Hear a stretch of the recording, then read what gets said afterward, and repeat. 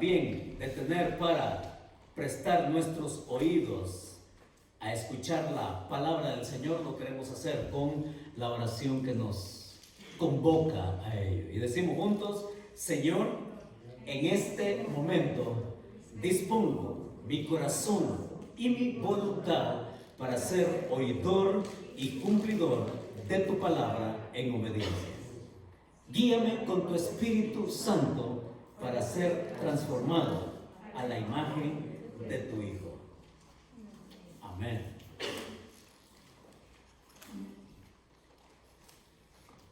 ¿Se ha visto usted en alguna ocasión en ese estrés especial de tomar su vuelo de regreso a casa cuando le ha tocado viajar? En ese estrés que genera el aeropuerto, pues justamente de eso le tocó vivir a este hombre llamado Dennis Whiteley. Este hombre que después de sortear toda la fila que lleva a hacer los chequeos preliminares para luego pasar por el punto de inspección, ¿no?, de seguridad, quitarse el cincho, quitarse el saco, quitarse los zapatos y todo eso, pero con el estrés de que este hombre estaba oyendo desde los parlantes del aeropuerto que era la última llamada para los pasajeros del vuelo que él iba a tomar, que lo traía desde Chicago hasta Los Ángeles. Y el hombre pidiendo permiso en la fila, con permiso que mi avión sale en 30 minutos, y algunos decían, sí, claro, pase, y otros molestos también le decían, pues aquí todos estamos tarde. El hombre por fin sorteando todo eso, pasando los puntos de seguridad y escuchando que era la última llamada, con sus cosas en mano, se dirige hasta la puerta donde él intentaba llegar para subirse al avión. De pronto él ve que la puerta es cerrada. Es cerrada. Y cuando llega, le suplica al personal de la aerolínea que por favor lo dejen entrar. Y le dicen, no señor, ya está cerrado aquí y ya está cerrada la puerta del avión, no podemos hacer eso. ¿Qué hace usted? Pues este hombre, todavía ahí sin aliento y sin paciencia, como podría ser cualquiera de nosotros, se dirige al mostrador porque él quería poner una queja por no haber logrado entrar al avión, y nuevamente se pone en la fila de espera. Pero mientras estaba en la fila de espera, oigan esto, este hombre escucha por los parlantes del aeropuerto que el vuelo 191 de American Airlines se había estrellado. Y mientras estaba esperando en la fila, este hombre quedó sorprendido, quedó con la boca abierta. Y de pronto aquella situación, ¿no?, de escuchar que el vuelo donde él estaba rogando que lo dejaran entrar, despegó, y 30 segundos después el vuelo 191 de American Airlines, oigan, el motor, en el momento de despegar, uno de los motores izquierdos se desprendió, y eso hizo que el avión se volcara así en un giro brusco que los pilotos no lograron controlar, y la aerodinámica desequilibrada del avión lo llevó con los tanques llenos de gasolina a estrellarse a un complejo de mobile homes allá en Chicago. Y todos los 271 pasajeros murieron calcinados al convertirse en una tremenda explosión, una bola de fuego. Todo eso aconteció. Tanto que National Geographic hizo un documental acerca de ese accidente, de los más catastróficos en la historia de los Estados Unidos, el 25 de mayo de 1979. Y lo interesante es que, oigan, este hombre, mientras estaba ahí en la fila, la experiencia que tuvo él cercana a la muerte, eso tuvo un impacto profundo en su vida. Tanto que este hombre se le olvidó que tenía que poner una queja. Tanto que este hombre después estaba agradecido arrepentido por no haberse subido a ese avión. Y este hombre, en vez de reprogramar su vuelo, él compró otro boleto y se quedó con el billete del vuelo 191 de American Airlines. Y lo que hizo este hombre fue llevarse ese boleto de papel, lo enmarcó así en un cuadro y lo puso allí en su oficina, donde todos los días al llegar a su trabajo se recordaba de que cada día cuenta y que cada día es un regalo. Dígalo usted, por favor. Especialmente cuando pasamos por circunstancias en donde nos vemos de pronto, casi de inmediato, a punto de morir, pero que Dios en su gracia nos hace recordar cosas, ¿no es cierto? Y es que, así como este hombre, que ese billete, ese ticket, ese boleto de papel enmarcado, le recordaba todos los días algo, que este hombre continuó con vida. Y eso cambió del todo la perspectiva de su propia vida. Y es que cada uno de nosotros puede tener un algo allí. Puede tener un algo que puede ser quizás que nos impacte de tal manera que nos cambie nuestra propia perspectiva de la vida que estamos llevando. Que puede cambiar, mis hermanos, así de manera fuerte las actitudes que tenemos y que necesitamos cambiar. Y que nos puede provocar también a un cambio radical. Y oigan, cada uno de nosotros puede tener ese algo que nos recuerda. Y puede ser una cicatriz en nuestro cuerpo. Puede ser una fecha en el calendario. Puede ser una llamada telefónica así oportuna. Puede ser, mis hermanos, una persona. Puede ser cualquier cosa que me recuerda que de pronto mi vida se ve confrontada a cambiar de perspectiva, a cambiar de actitud, a cambiar de acción en lo que Dios quiere.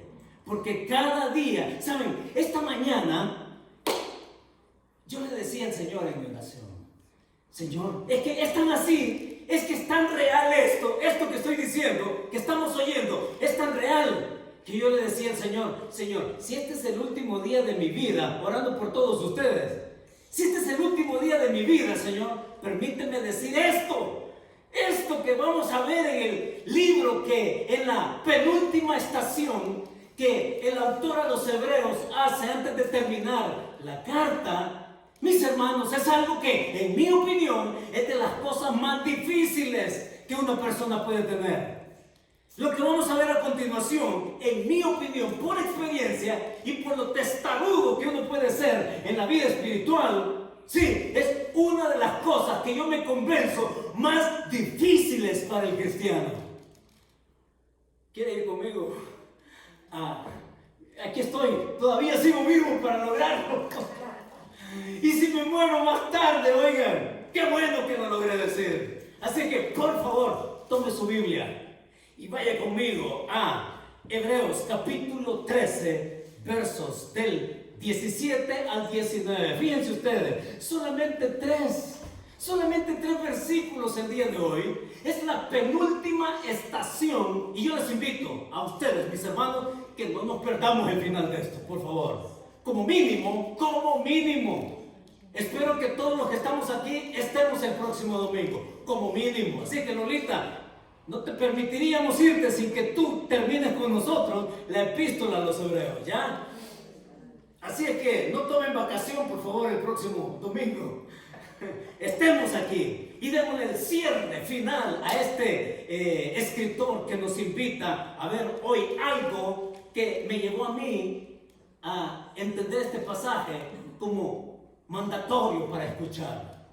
Y mis hermanos, el contexto que nosotros hemos venido trayendo, el contexto inmediato anterior de lo que vimos el domingo pasado, dijimos que nosotros venimos a una cercanía con el Señor Jesucristo por la fe. Y a partir de ese evento, de ese instante, de esa fecha, de esa ocasión, comienza para nosotros una nueva vida. La cercanía en fe a Jesucristo me hace comenzar algo en lo cual Él quiere que yo avance, que nunca retroceda, sino que avance. Durante el tiempo que me toque vivir en esta tierra, y que mientras avanzamos también dijimos que lo que Dios se agrada es que nosotros seamos fértiles, que seamos fecundos y que de esa manera lo complazcamos en lo que Él quiere de nosotros.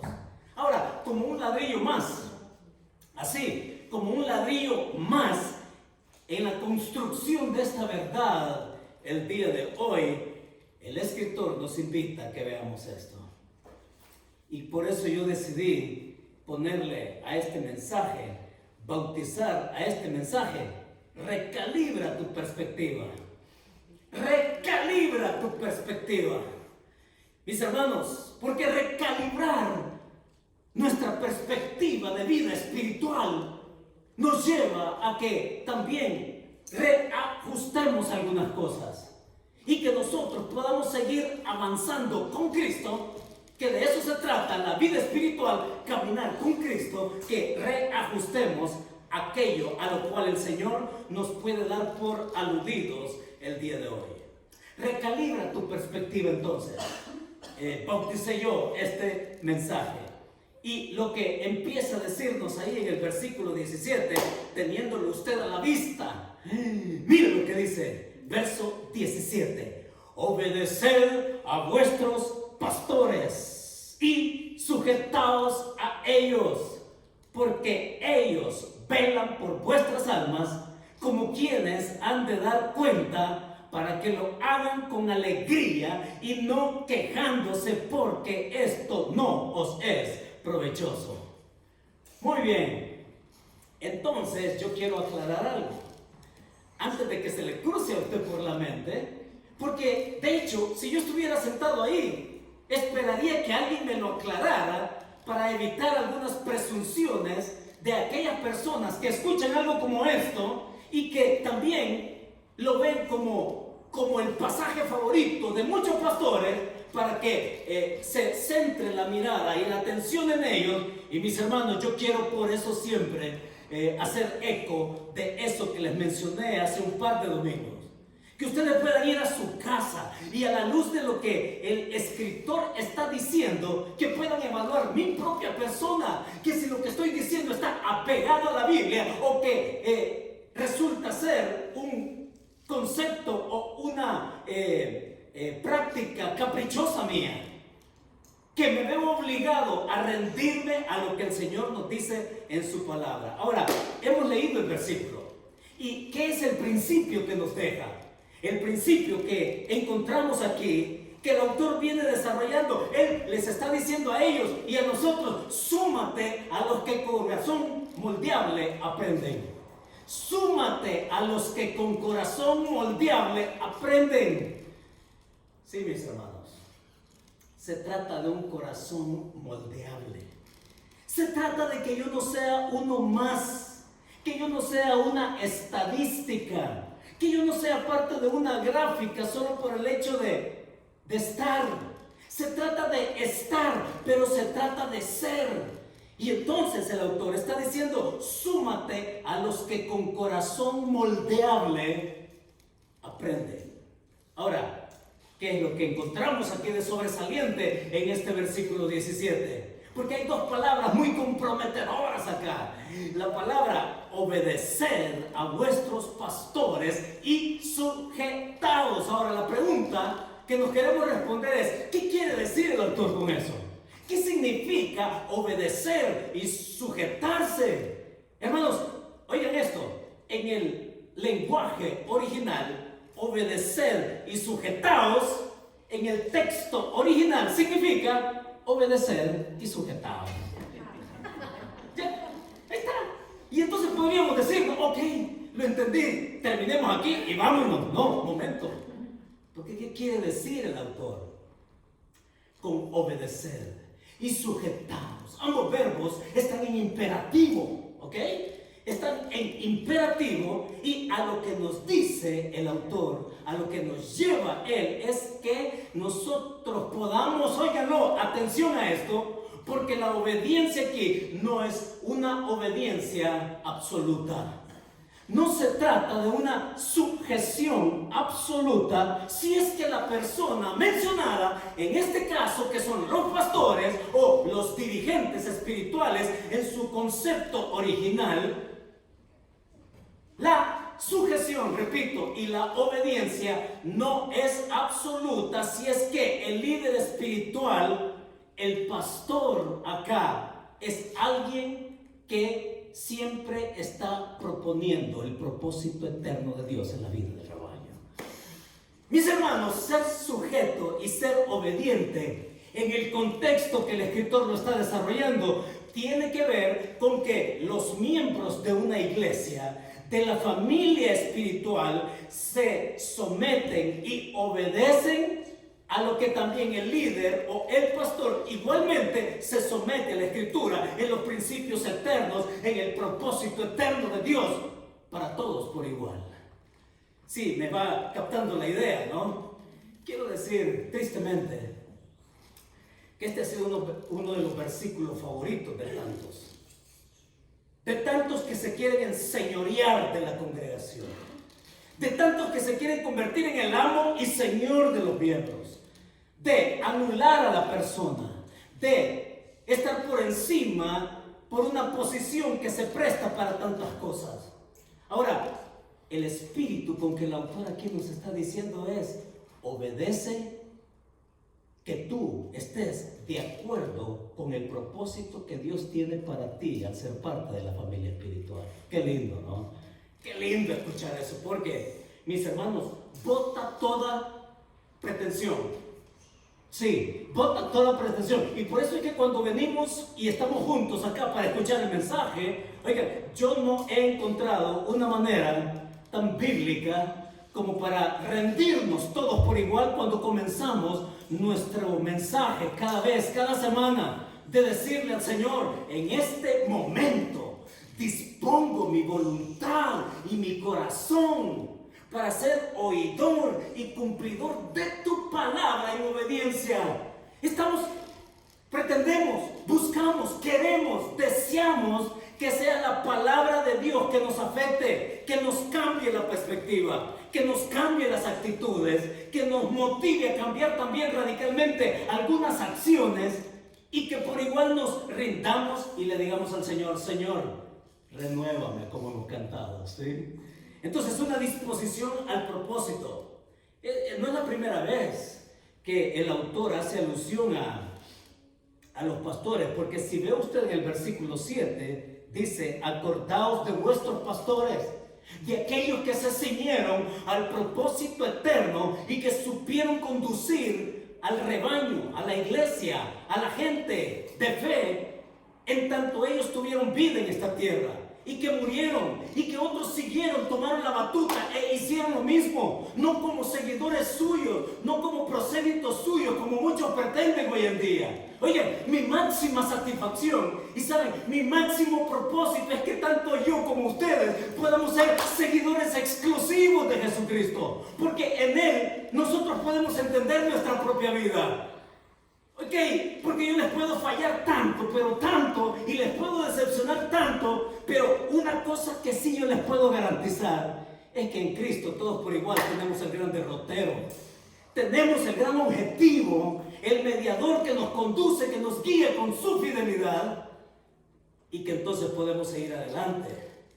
Es interesante, pero en todos los casos, fíjense que en el versículo 7 dice: acordaos, ya lo vimos anteriormente. Y es un verbo también imperativo, tanto como los que aparecen aquí en el verso 17, obedecer y sujetaos. O sea, dispónganse a estar de acuerdo con aquello que busca el propósito de Dios para cada uno, para todos en conjunto. ¿Sí me están siguiendo en eso, hermanos? O sea, en otras palabras, lo que yo capto del autor es que yo me tenga que preocupar por el fondo. Es que todos nos tengamos que preocupar por el fondo. ¿Y cuál es el fondo? ¿Qué es lo esencial? ¿Qué es lo que verdaderamente cuenta? Y mis hermanos, lo que cuenta es el propósito de Dios para nosotros como iglesia. Eso es lo que cuenta, no la forma. No la forma.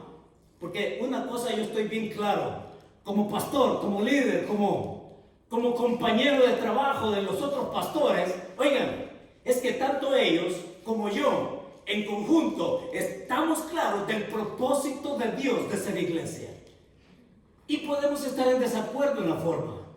Yo no puedo esperar, oigan, yo no puedo esperar que el pastor Bruce, en su contexto, digamos, americano, venga con cosas que para los hispanos no mucho apliquen. Me explico, en la forma.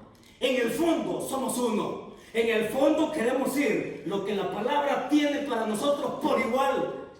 Yo les pongo un ejemplo. Probablemente un propósito, claro, eterno en la Biblia es que todos crezcamos en una relación con el Señor, buscándolo a Él en intimidad. Y de eso nos habla la Biblia, pero de sobra. Es decir, esa vida íntima con cada uno de nosotros con el Señor. ¿Sí? Y por eso es que hablamos de orar. Ahora, fíjense cuál es la diferencia. Porque el fondo es orar, comunión con Dios, conocerlo a Él. Pero otra cosa distinta sería que yo viniera y que yo les dijera a ustedes, haciéndolos sentir culpables porque no oran a la hora que yo oro. ¿Se dan cuenta? Una cosa es el fondo y otra cosa es la forma. Para mí, les voy a decir, para mí lo más sublime es levantarme temprano, orar, leer, en fin, para mí eso es lo máximo. Pero yo no puedo venir y hacerlos sentir mal a ustedes o menos espirituales porque no tienen esa dinámica como yo la tengo y que yo tenga que exigírselas a ustedes y que si no la hacen, hacerlos sentir culpables y también menos espirituales. ¿Sí se dan cuenta de la diferencia? El fondo para nosotros es orar. El propósito eterno de Dios es tener comunión con Él a través de la oración o en la lectura de la Biblia, que para usted puede ser mejor hacerlo por la tarde o quizás mejor hacerlo por la noche. La forma puede variar y en eso podemos estar en desacuerdo, ¿sí? Pero en el fondo todos buscamos el mismo propósito. ¿Sí me doy a entender? ¿Estamos claros con eso? Mis hermanos, súmate a los que con corazón moldeable aprenden y que podamos obedecer, es decir, estar de acuerdo con el propósito de Dios eterno para mí en mi crecimiento espiritual. Y eso tiene que ver también con otra cosa, tiene que ver con cambiar actitudes. Y por eso decía, miren, como yo me conozco mejor a mí mismo, ¿verdad? Es decir, como yo sé de qué padezco, si una de las cosas que a mí me cuesta, y asumo también que le cuesta a todos, como de las cosas más difíciles en la vida espiritual, es cambiar actitudes. Es cambiar actitudes. Por eso dice, someteos. O sea, en otras palabras, Héctor, da paso. Da el paso adelante en aquello que tú muestras resistencia. ¿Qué es sujetarse al final de cuentas? Cuando hablamos de cambiar actitudes, es lo que significa la palabra en el original, es eso. Yo doy el paso adelante de poner aquello que me hace resistente a lo que el Señor me pide. Por el gran propósito que Él tiene para mí. Crecer en Él. Rendirme a Él. Estar de acuerdo con lo que Él desea, con lo que Él pide. Y que me dice, da un paso adelante, deponiendo aquello en que tú muestras resistencia.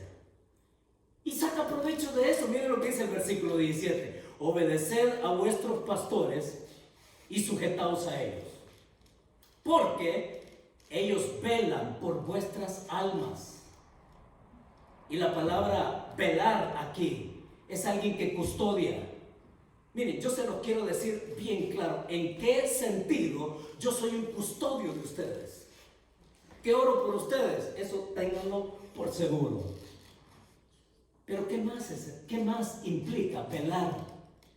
Y la palabra que se usa para velar es alguien que está como centinela, alguien que está como vigía, alguien que está al pendiente. De hecho, la palabra aquí se relaciona con alguien que no puede dormir, alguien que está en alerta. ¿En qué sentido yo me vuelvo un vigilante de ustedes? No es que sea un policía, no. En el sentido de que al velar por vuestras almas, dice acá, es alguien que está cuidándoles en mantenernos en el propósito que Dios quiere para nosotros. Eso es velar.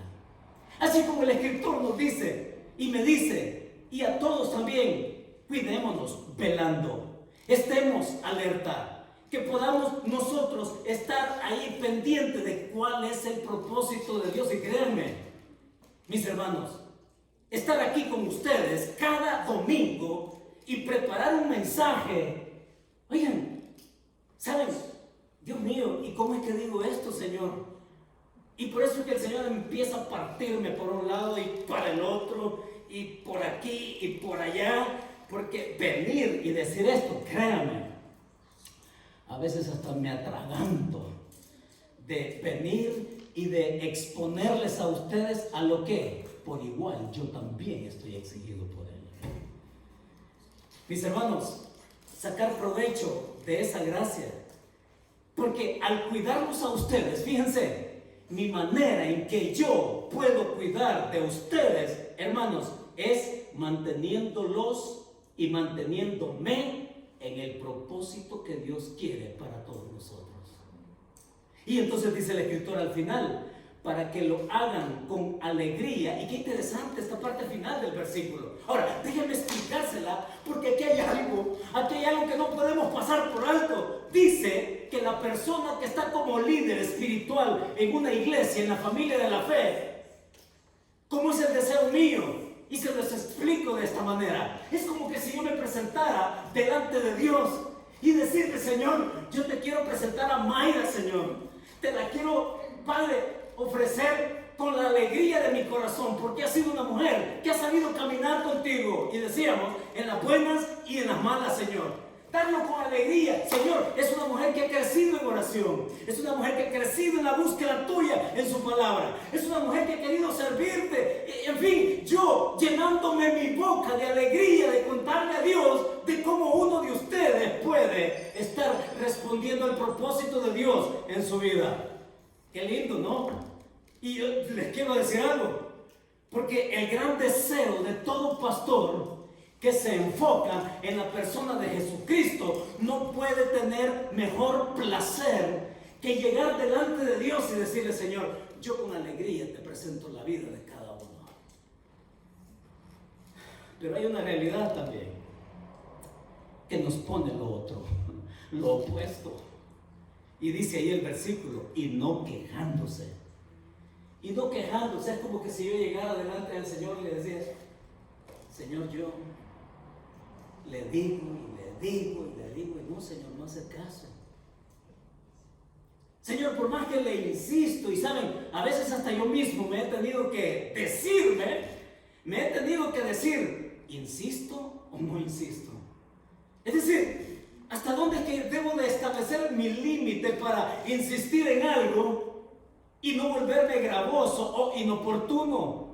Y digo, bueno, Señor, pero si al fin y al cabo no es algo mío, es algo tuyo, que yo deseo que esa persona te encuentre, te conozca, que crezca, que se desarrolle. Y con tristeza yo puedo decir, Señor, yo lo intenté, Señor. ¿Me explico? Ahora, es interesante, pero la figura que el escritor está usando acá gramaticalmente es esa figura que conocemos como lítote. Y el lítote es una figura que de manera contraria quiere expresar algo bueno. Por ejemplo, lo bueno aquí está diciendo para que lo hagan con alegría, ¿ah? Pero después va a decir lo mismo del lado opuesto. No quejándose, dice. En otras palabras, él insiste en la alegría que cada pastor quiere causarle a Dios en hablar de la persona que está caminando en el propósito eterno. Y de manera triple, porque habla de alegría, habla de no quejándose. Es decir, en otras palabras, insiste y enfatiza en el hecho de la alegría que un pastor tiene de hablar de sus miembros, de cómo van creciendo. Y lo otro que en el versículo 17 dice al final, porque esto no os es provechoso. O sea, en otras palabras, que sea provechoso. ¿Me explico? Esa es la figura de dicción que el escritor usa acá para enfatizar algo que tiene que ver con aquellos que tienen un corazón moldeable para crecer. Mis hermanos, entonces, dice que tiene que dar cuenta. Y déjenme ilustrárselo de esta manera. ¿Qué es lo que a mí me recuerda que yo debo de ser una persona con un corazón moldeable? ¿Qué es lo que viene a su mente cuando ve esta fotografía? ¿Qué es? Usted ve esta foto, ¿no? Y no le tienen que poner nombre. Hemos pregado con esto a lo largo de un año. Y usted cuando ve esa foto del coronavirus, usted ya rápidamente lo identifica como enfermedad. Lo identifica como muerte. Lo identifica como estar al paso de algo terrible. Rápidamente podemos identificar. Ahora, ¿qué piensa usted cuando ve esta otra fotografía? La Estatua de la Libertad. ¿Y qué simboliza la Estatua de la Libertad? Miren, la Estatua de la Libertad simboliza libertad, simboliza esperanza. O sea, la donación de Francia a los Estados Unidos, justamente allá en la bahía de Nueva York, es que era la entrada para aquellos que venían como inmigrantes desde los diferentes continentes. Y que aquí era la tierra de sueños, de oportunidades. En fin, usted va y ve la Estatua de la Libertad con la cadena rota al pie. Es porque aquí supuestamente se goza de la libertad que todo el mundo quiere. Eso simboliza. Ahora, ¿qué cuando ve esta otra foto? ¿Qué piensa usted? ¿Qué siente usted cuando ve una cruz? ¿Qué es lo primero que se nos mueve por dentro de nuestro ser cuando vemos una cruz? Y mis hermanos, cuando vemos la cruz, que es la que nosotros deberíamos de tener así a la vista en nuestra casa, en el lugar donde frecuentamos. Oigan, la cruz me recuerda a mí el evento histórico, el evento de cruz sangrando, el Señor en ella. La cruz me recuerda la muerte sustitutoria suya por mí. La muerte me recuerda el lanzazo cruzado en su costado. La cruz me recuerda esas manos así perforadas con odio, con violencia, manos y pies. La cruz me recuerda esa corona de espinas también metida con violencia. Es que la cruz nos recuerda tortura, nos recuerda muerte, nos recuerda todo lo que se tuvo que pagar por cada uno. Entonces cuando, hermanos, ponemos ese sentido de perspectiva, ¿cuánto cambia la perspectiva nuestra el ver una cruz? Además de, por cierto, además de todo lo que hemos pasado con el coronavirus a lo largo de un año. Este año va a ser el año recordado para muchos, un año perdido. Un año que ni deberíamos de contarlo en nuestra edad, eso está bueno. Quizás es lo único bueno que he escuchado. Pero, mis hermanos, aquí queremos aplicarlo. Y la aplicación que viene de este versículo 17, el valor que Dios nos da. El valor que Dios nos da a cada uno en lo eterno. Si hay algo que la cruz nos tiene que recordar, es el gran valor que cada uno de nosotros significó para que su propio Hijo tomara nuestro lugar. Y al ser así, entonces, aquí viene lo más práctico. Porque no solamente es de entender, no solamente es de capturar mi atención desde mi corazón, sino también vienen las cosas más tangibles. Y la cosa más tangible es ¿cuál es el hábito que se interpone para estar de acuerdo con el propósito que Dios tiene para mí, para cada uno? ¿Qué es ese hábito que se interpone en el propósito de Dios para nosotros? Y cada uno sabrá. ¿Qué es el obstáculo o qué es eso que se interpone entre el ser moldeable? ¿Qué es eso que se interpone para cambiar de actitud? Y sabe, cambiar de actitud, mis hermanos, es cambiar de prioridades. ¿Qué es lo que se interpone para que yo pueda priorizar el valor eterno y el propósito de Dios eterno para mí? ¿Qué es lo que se interpone? Y aquí ya no nos quedamos en lo subjetivo de solo pensar en la cruz. No, ahora nos ponemos en el terreno práctico. ¿Qué es el hábito? ¿Qué es la tendencia? ¿Qué es aquello que se interpone entre lo que Dios quiere y lo que yo debo de dejar? ¿Qué es? Y mis hermanos, cada uno sabrá llegar a conclusiones como para decir, hombre, yo tengo que cambiar mis prioridades. ¿Sí? Ahora, ¿cuál es la aplicación en conjunto? Mis hermanos, lo que el autor está diciendo, sé un voluntario moldeable. Si lo queremos poner así, en pocas palabras, sé un voluntario moldeable. Y decía, ¿no?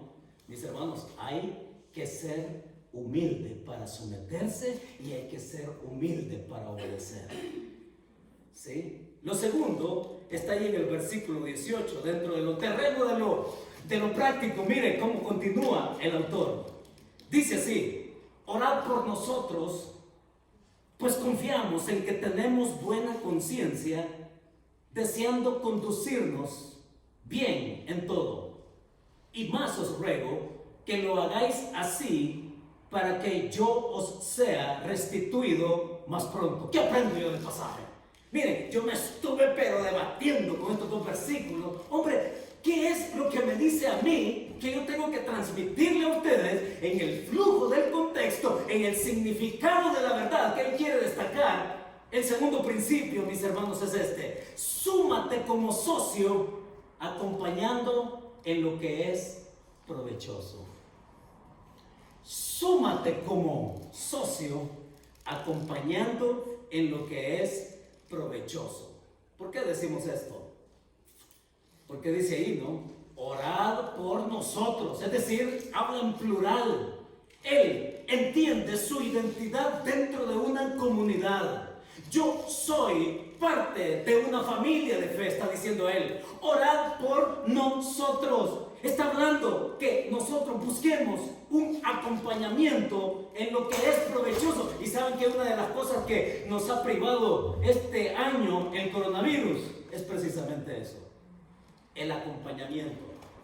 Sí, nos hemos casi, miren, es que ha sido un año tan agotado, un año tan de agotamiento en lo familiar, en lo físico, en lo mental, en lo familiar, en lo laboral.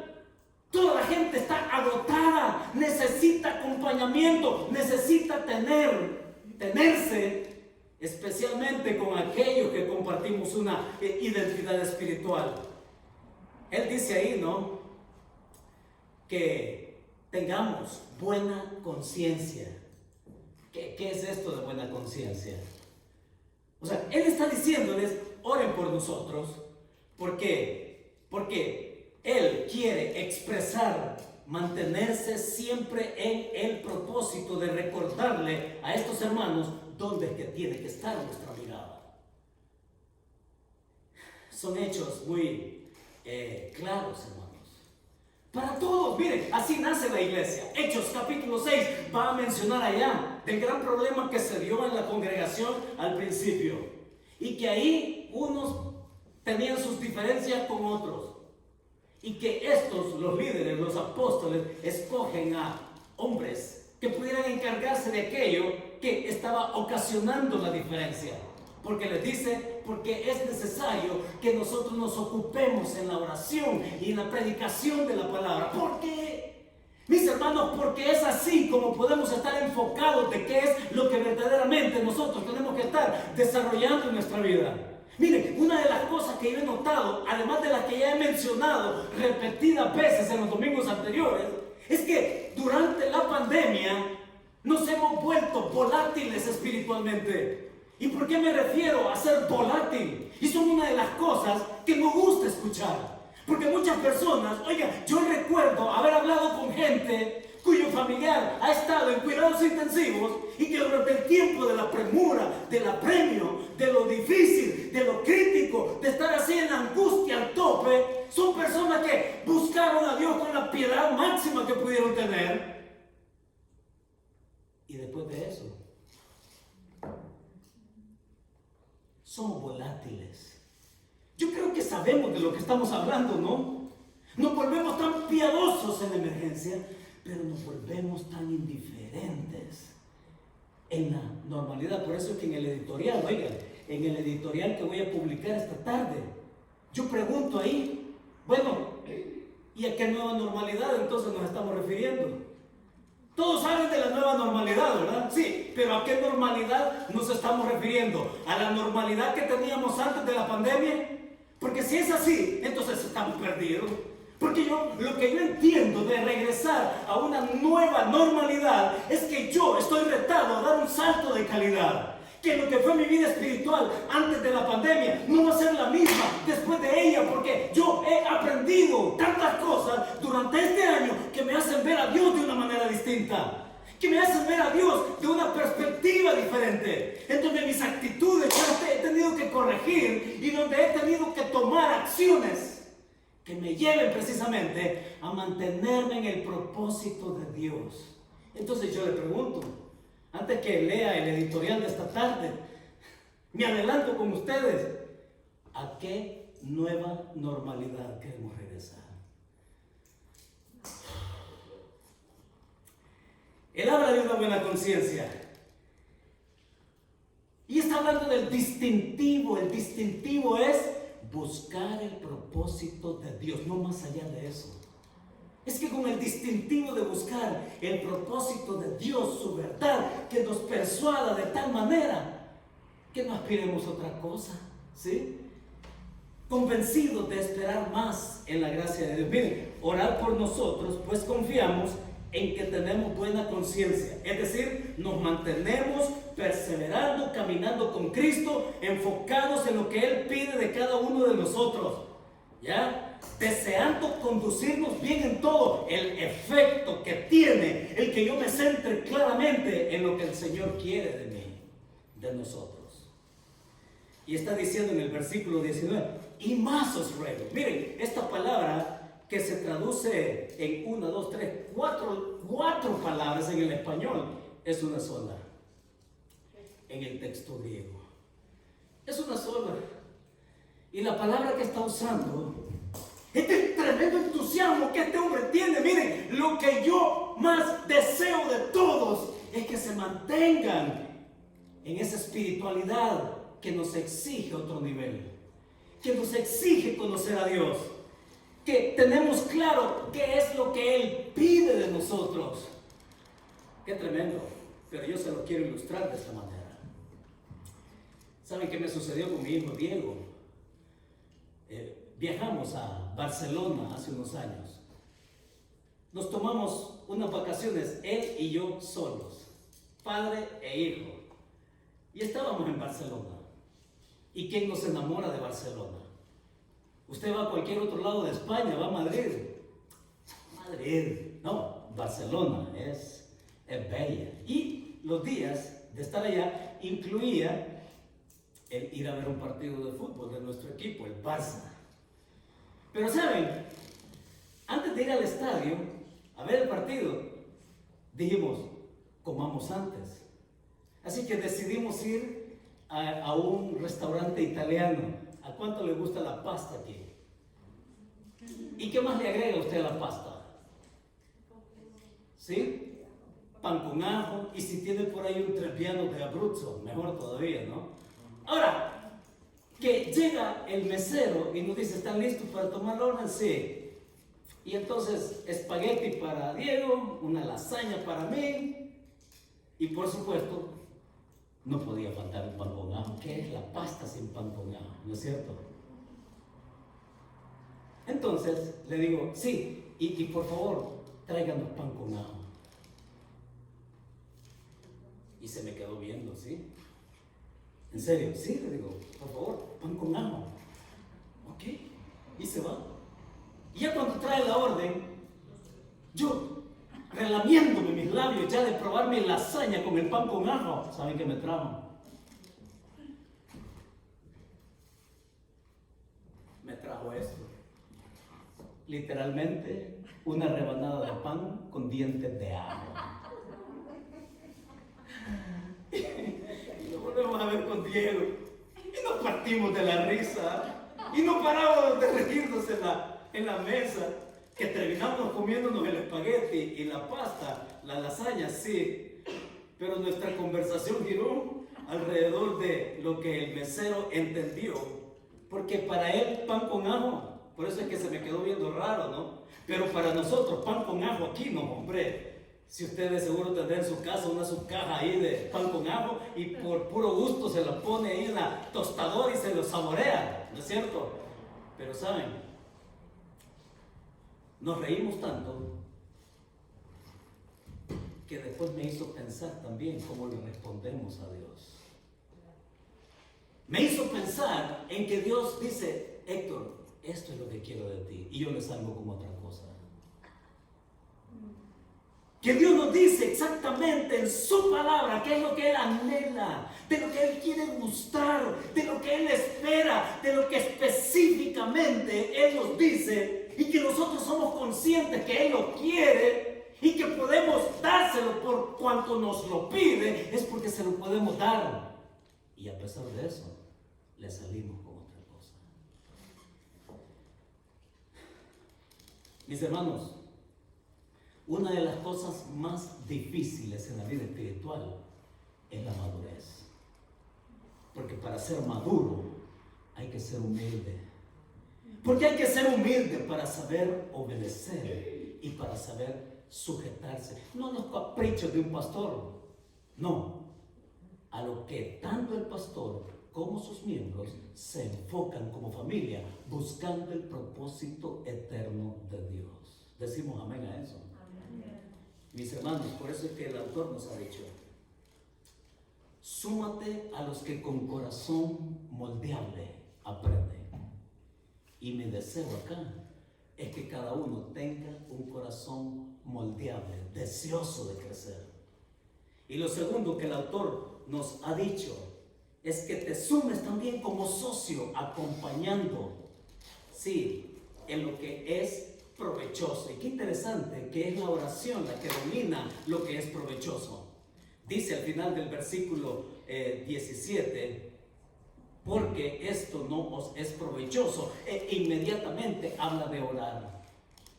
Mis hermanos, no podemos hablar de oración si no oramos. Así, decir, ya.